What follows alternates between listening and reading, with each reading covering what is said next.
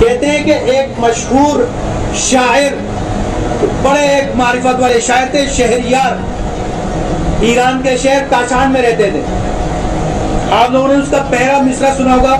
ان کا مشہور ایک نظم تھی جناب امیر المومنین علیہ السلام کی شان میں کہ علی اے ہمائے رحمت تجھی آیتی خدارا. یہ فارسی کا ایک شعر ہے کہ علی اے ہمائے رحمت. ہما ایک فارسی پرندہ ہے، اہل فارس کے لیے فارسی زبان میں ایک بہت خوبصورت پرندہ. تو اس سے تشبیہ دی ہے شہریار نے.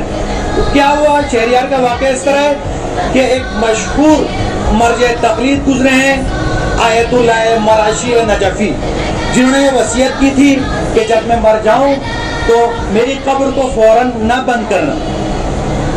پہلے جب مجھے دفن کرنے لگے تو وہاں پر ذکر مصائب اہل بیت بیان کیے جائیں، امام حسین علیہ السلام کے مصائب بیان کیے جائیں، اور وہ رومال جس میں میں نے ساری زندگی امام حسین علیہ السلام اور اہل بیت کے غم میں جو مصائب سن کر جو آنسو جمع کیے ہیں وہ رومال میرے ساتھ قبر میں رکھنا.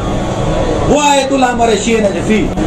آیت اللہ مرشی نجفی کی ایک خصوصیت یہ بھی ہے، وجوہات کے پیسے تھے، مال امام کے تھے، اپنے اوپر صرف نہیں کرتے تھے. انہوں نے اپنے ذاتی پیسے سے بر صغیر کی سب سے بڑی لائبریری بنائی جو حضرت معصومہ سلام اللہ علیہ کے ذریعے کے پاس ہے، آیت اللہ مرشی نجفی لائبریری. وہ آیت اللہ مرشی نجفی. انہوں نے خواب دیکھا کہ یہ شہریار مسجد کوفہ میں ایک محفل بپا ہے اور اس محفل میں وہ مولا علی کی شان میں اشعار پڑھ رہے، اور وہاں وہ 5 نورانی وہ چہرے وہاں تشریف فرمائے، 5 نورانی لوگ وہاں تشریف فرمائے اور داد مل لی شہریار کو. اور اس محفل کے بعد وہ اشعار مقبول ہو جاتے ہیں، انہیں پنجتن ان کی تعریف کرتے ہیں. جب آقا کی آنکھ کھلتی ہے اپنے خادم سے کہتے ہیں کہ جاؤ کاشان اور شہریار کو بلا کے لاؤ. ان کا خادم جاتا ہے، ان سے کچھ گھنٹوں کے فاصلے پر ہے کاشان، ان کے گھر پہنچتا ہے، ان سے کہتا ہے کہ آپ کو آیت اللہ مرشی نجفی نے بلایا ہے. وہ جاتا ہے. بہرحال ایک لمبا واقعہ ہے لیکن اس کو مختصر کر رہا ہوں. وہ آقا کی خدمت میں پہنچتے ہیں. آقا مرشی نجفی کہتے ہیں وہ جو تم نے اشعار لکھے ہیں وہ مجھے سناؤ. کہتے ہیں آقا کون سے اشعار؟ آیت اللہ مرشی نجفی اسی طرح پڑھتے ہیں اس کا پہلا جملہ کہ علی ہمائے رحمت تجھی آیتی خدارا. تو وہ بہت حیران ہوتا ہے. کیوں؟ وہ کہتا ہے آقا یہ تو میں نے کل ہی لکھا ہے اور کسی کو دکھایا بھی نہیں ہے. ابھی جیسے آپ شعراء حضرات ہیں، آپ لوگوں کی اپنی ایک طریقہ ہے اشعار کو لکھنے کا. کبھی کوئی شعر یاد آیا اس کو آگے کر لیا، پہلے والے کو دوسرے پہ لے آئے، کبھی تیسرے والے کو پہلے پہ لے آئے، پوری ترتیب دیتے ہیں. اس کے بعد کوئی استاد کو دکھاتا ہے یا خود اس کی اصلاح کرتا ہے، پھر تب جا کے وہ پھر سناتے ہیں. انہوں نے کہا آقا ابھی اس کو تو ترتیب کرنی ہے، میں نے ابھی تو کل لکھا ہے. کہتے ہیں نہیں ترتیب بالکل صحیح ہے، جیسے تم نے لکھا ہے پڑھ دو. تو وہ پڑھتے ہیں.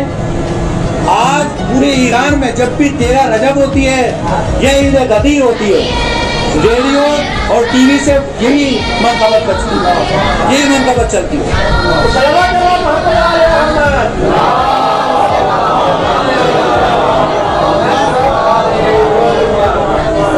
تو کیا نتیجہ نکلا کہ ہمیں اس طرح کی سیرت اپنانی چاہیے کہ شعر لکھنے سے پہلے تاریخ پڑھیں، شعر لکھنے سے پہلے قرآن پڑھیں.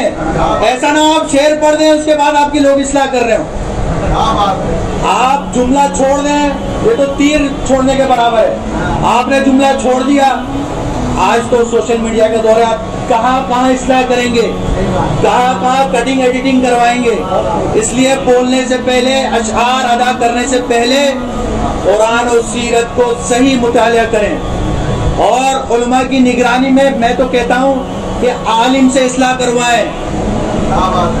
یہاں بہت سے مسائل ہیں. بات ضروری نہیں ہے کہ جان بوجھ کے کوئی غلط شعر پڑھ رہا ہو، کوئی جان بوجھ کے کوئی زیر زبر کی غلطی کر رہا ہو. انجانے میں بھی غلطی ہو سکتی ہے.